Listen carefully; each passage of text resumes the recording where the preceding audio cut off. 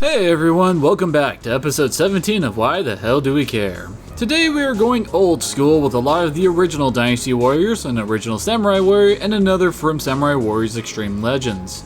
So let's get started with the poster boy of the Dynasty series, Zhao Yun.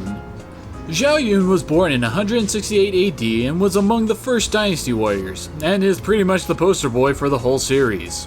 He originally served Gongsun Zan and usually showed up during the battles against Dong Zhuo, and then joins Liu Bei after Gongsun's death. One of his most famous feats is saving the infant Liu Shan when he was lost during Liu Bei's escape from Cao Cao at Changban. Some versions even have Liu Bei being happier to see Zhao Yun safe than his own son. Other than that, Zhao Yun is usually a rather reliable face on the Shu side and does everything he can to see his lord's vision of benevolence shine across China. So let's see how the face of the series fights. Zhao Yun is a speed type and the king of the jack of all stat type characters. His S-string is pretty good with some good range and speed. His C2 gets a bit of a special note because he can actually lead into his air combo, which is very rare among the characters.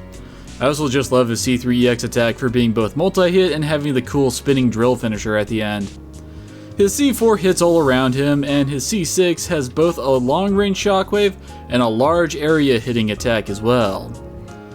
His ground R1 is a quick 2-hit combo to clear the area, and his aerial is a diving attack. His Musou is like a larger version of his EX attack, as he just drills through everything in his path.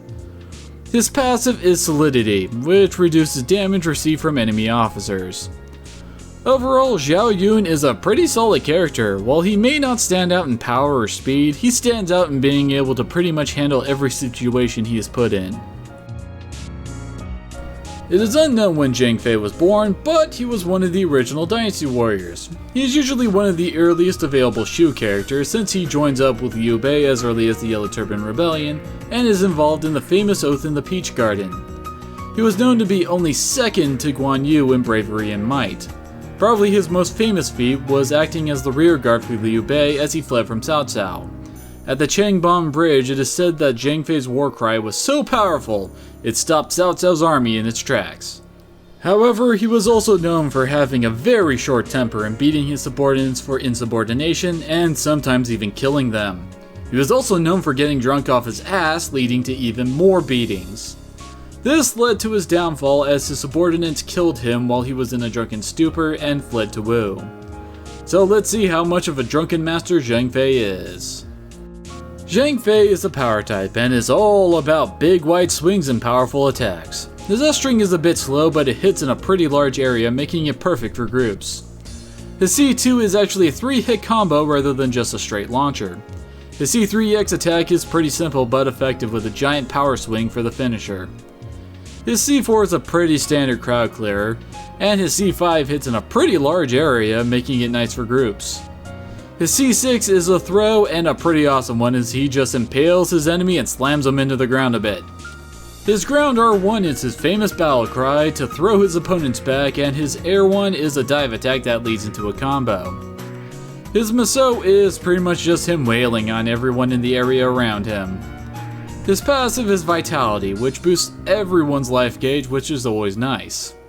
Overall, Zhang Fei is a pretty good power type. He has good wide area swings and hits like a truck, alongside having an unblockable throw for officers. Diao Chan's date of birth is unknown, but she was one of the original Dynasty Warriors. Her tale is one of suspense, intrigue, possibly love, and heavily involves Dong Zhuo and Lu Bu, and will pretty much ruin their Why the Hell Do We Care segments.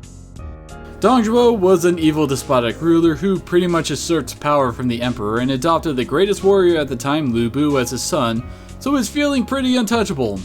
Of course, with him being so evil, someone tried to figure out how to kill him. Enter Wang Yun and his adopted daughter Diao Chan. Their plan was pretty simple: seduce both Dong Zhuo and Lu Bu, and then convince Lu Bu to kill Dong Zhuo because he was the one she truly loved. Whether or not she truly cares about Lu Bu changes from game to game. Sometimes she really loves him, while other times she is just using him. After Dong Zhuo's assassination, she usually disappears from the plot, occasionally showing up with Lu Bu. Also, it never ends well if you beat Diao Chan while Lu Bu is on the field. Just saying. Now let's see if she can whip it good. Diao Chan is a speed type and a bit of an odd character. Her S string is alright and hits in a decent area, but it is a bit slow. Her C3 attack hits a bit weird and pretty much only right in front of her, so you have to be careful about getting hit from the side. Her C4 EX attack is what makes her shine, since it is pretty much a weaker version of Xiahou Ba's R1, which increases her attack speed. However, the X part is a bit slow, so you have to be careful. Her C5 is a sliding attack, so it's possible to end up with your target behind you, and her C6 hits all around her, making a good crowd clearer. Both of her R1s have her imitating Spider-Man, with her latching onto thin air and swinging at the enemy with her ground version, or hitting all around her with her aerial version. Her Musou is pretty decent as she dances through her enemies for some good damage. Her passive is speed, which boosts speed type character stats. Diao Chan is okay at handling groups, although the hitbox on some of her attacks are kinda funky. Her EX attack goes a long way to letting her dish out the damage, but she really lacks in the strength department, so it's gonna take a few hits to down someone. I also kind of wish that Diao Chan and Lu Bu had some kind of special passive that powers each other up when they are on the same team. Hanzo Hattori was born in 1542 AD and was among the original Samurai Warriors cast. Historically, Hanzo was Ieyasu's trusted general and retainer who was the leader of Iga's Hattori family.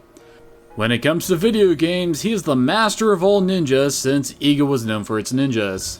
Most of his unique goals revolve around him going out to assassinate someone or some other sneaky stealthy stuff. Beyond that, his story is pretty much Ieyasu's story as he tries to help his lord rule the land. So let's see how well he wields his Hanzo steel. Hanzo naturally is a speed type and is one of those characters who fall into the boring part of mediocre for me. His S string is pretty fast if a bit short range and his charge attacks are alright. I usually avoid his C1 since it needs to be charged for its full effect, leaving you open. His C2 is a decent juggle combo and his C3 is a decent combo with a shockwave finish. His C4 is a pretty good crowd clear with multiple hits all around him. His C5 is his key skill with some rapid fire ninja magic followed by him summoning clones that mimic the original's movements. His ground R1 looks flashy and hits in a wide area, but its damage sucks. His air is a 2-hit air combo that is nothing really special. His Musou isn't that great, he just slowly fires shockwaves with his ninja magic and you probably won't get many hits out of it.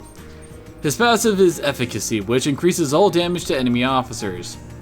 Overall, Hanzo is probably at the bottom of my list for the ninja characters. If you use his clones well, he can do some good damage, but between the Ninja Gaiden team and my preference towards Nene, I just don't feel like using the Lord of the Igas. Tadakatsu Honda was born in 1548 AD and joined the cast in Samurai Warriors Extreme Legends alongside his daughter Ina. Originally, Tadakatsu started out as a generic general who I remember most for Shingen Takeda saying Ieyasu didn't deserve him. Other than that, he was just a stronger than normal generic. After he became playable, he was the one guy you didn't want to mess with. He shows up on the field, you either have to avoid him like hell or pray you can juggle him to death so he doesn't beat you to death with your own spine. Outside of battle, he generally acts as a mentor to his daughter now Masai and having unerring loyalty for his lord. He also has a side scenario where he can't come to terms with his daughter getting married and challenges the in-game couples to prove the power of love. It's both sad and hilarious. So let's see how he rocks his trademark armor, deer horn helmet, and tombogiri. Of course, the Hondum is a power type and a good one at that. His attacks all have huge reach, which shouldn't be a surprise given the size of his spear. His C1 combo has a nice double shockwave, and his C2 has to be the most awkward of juggle combos. His C3 is also a bit weird since the second hit tries to get him behind his opponent and that doesn't always work. His C4 is great and pretty much wrecks everything around him in a manly fashion. His C5 is a simple trio of small shockwaves and isn't all that great. His ground R1 is a charge attack with some good damage and his aerial is a couple of massive shockwaves. His Musou is of the normal Samurai Warriors fare as he rapidly attacks while moving forward. His passive is Solidity, which again reduces damage from enemy officers. Tadakatsu is one of the hardest hitting characters in the game, and most of his attacks have wide range, making for one effective officer no matter who or what he is facing. Well, that's it for this look into some of the oldest characters in the Warriors series. Next time we start raiding the Oda clan's territory, so we may be seeing some action from Nobunaga. I'm Rihanna Bahamut and I hope to see you all there.